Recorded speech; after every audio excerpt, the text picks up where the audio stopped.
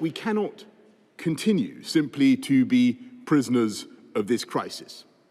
We're preparing now, slowly, cautiously, to come out of hibernation, and I believe it's absolutely vital for us to set out the way ahead so that everyone can think and plan for the future, short, medium, and long term.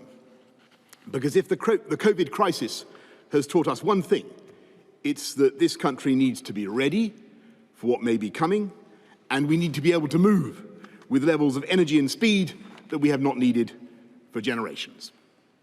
And I know that there are plenty of things that people will say, and we got wrong.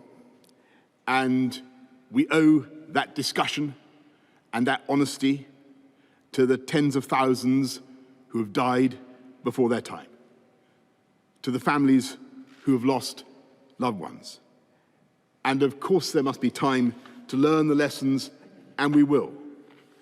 But I also know that some things went right, and emphatically right. And I think of the speed and efficiency with which we put up the Nightingales, 10 days for a hospital. I think of the drive and inventiveness of the British companies who rose to the ventilator challenge with 3 brand new production lines called into being within the space of 8 weeks, with a new model of ventilator developed in March and granted regulatory approval in weeks, and 9,500 of them now made. I pay tribute to the pace at which Oxford University managed to perform the trials for dexamethasone, the world's first demonstrably life-saving treatment for the disease.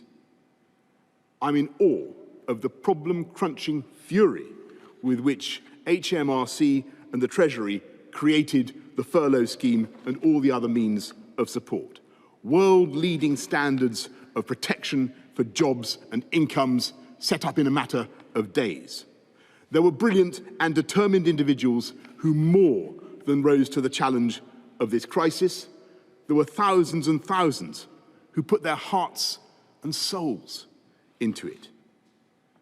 And yet our debt is not just to them, it's not just even to the devotion and the love of the NHS and the care workers who saved so many lives, including my own. There was one big reason, in the end, that we were able to avert a far worse disaster, and that was because the whole of society came together to make a sacrifice on behalf of those who might be particularly vulnerable, particularly the elderly. We all knew when we went into lockdown that there would be huge economic costs, and we could see what would happen, and yet we did it. The United Kingdom, in a display of solidarity not seen since the Second World War. And so today, we must combine that energy and drive with that concentrated burst of collective willpower that protected the NHS and controlled the virus and saved literally hundreds of thousands of lives. And we must work fast, because we've already seen the vertiginous drop in GDP, and we know that people are worried now about their jobs and their businesses, and we're waiting as if between the flash of lightning and the thunderclap, with our hearts in our mouths, for the full economic reverberations to appear. And so we must use this moment now, this interval, to plan our response and to fix, of course, the problems that were most brutally illuminated in that COVID lightning flash. The problems in our social care system, the parts of government that seemed to respond so sluggishly, so that sometimes it seemed like that recurring bad dream when you're telling your feet to run and your feet won't move. And yet we must also go further and realize that if we are to recover fully, if we're to deal with the coming economic aftershock, then this COVID crisis is also the moment to address the problems in our country that we have failed to tackle for decades. Because it's one of the most extraordinary features of the UK, in so many ways the greatest place on earth, that we tolerate such yawning gaps between the best and the rest. We have some of the best and most productive companies in the world, and yet we are not as nationally productive as many of our global competitors. We have the world's most brilliant medical minds, the world's best pharmaceutical companies. Our doctors, our treatments are the best in the world.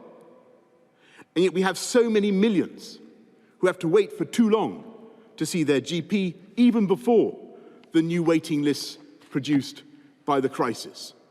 We have umpteen fantastic, globally outstanding universities.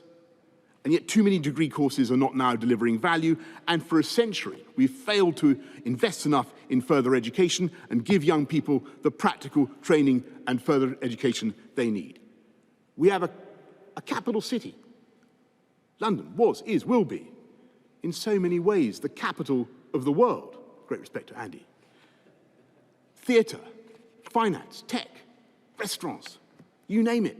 London leads the world.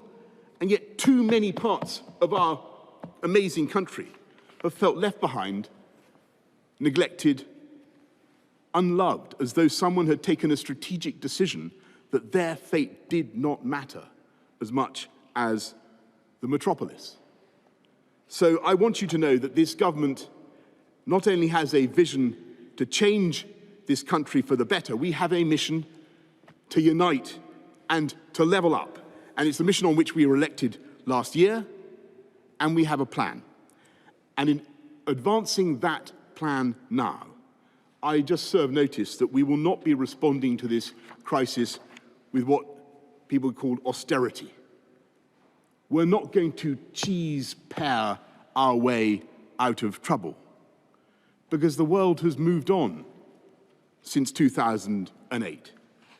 And we not only face a new and in some ways a far bigger challenge, and I can tell everybody, businesses, that next week the Chancellor, Rishi Sunak, will be setting out our immediate plan to support the economy through the first phase of the recovery.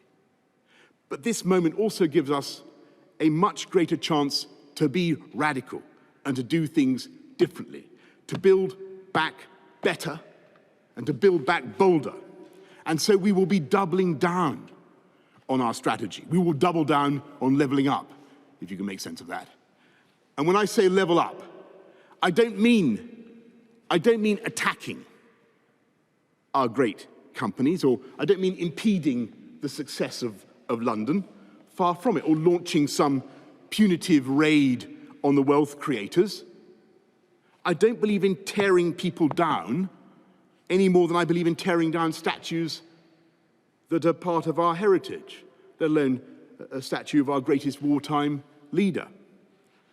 I believe in building people up, giving everyone growing up in this country the opportunity they need. Whoever you are, whatever your ethnicity, whatever your background, and there are certain things that are indispensable for that opportunity. Hospital you're born in, schools you go to, the safety of the streets where you grow up. And this government has not forgotten that we were elected to build 40 new hospitals. And we will. Matt Hancock is setting out the list in the next few days, and that is just the beginning. We will continue and step up the biggest ever programme of funding the NHS. And we won't wait to fix the problems of social care that every government has flunked for the last 30 years. We will end the injustice that some people have to sell their homes to finance the cost of their care while others don't. And we're finalising our plans, and we will build a cross-party consensus. We want to look after those who have looked after us.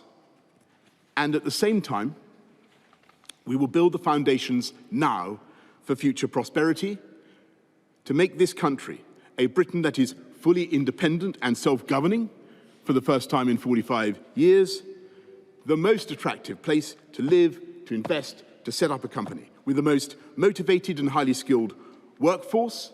And so we're investing massively now in education, with over £14 billion for primary and secondary education between now and 2023. and today with a new 10-year school building programme, beginning now with £1 billion for the first 50 schools, and a vast £1.5 billion programme for refurbishing our dilapidated FE sector, dilapidated in many places, not here, of course, because it's time that the system recognised that talent and genius are expressed as much by hand and by eye as they are by a spreadsheet or an essay. So when I say unite and level up, when I say build up people and build up talent, I want to end the current injustice. That means a pupil from a London state school is now 50% more likely to go to a top university than a pupil from the West Midlands. And that is not only unjust, it is such a waste of human talent. We will unleash the potential of the entire country.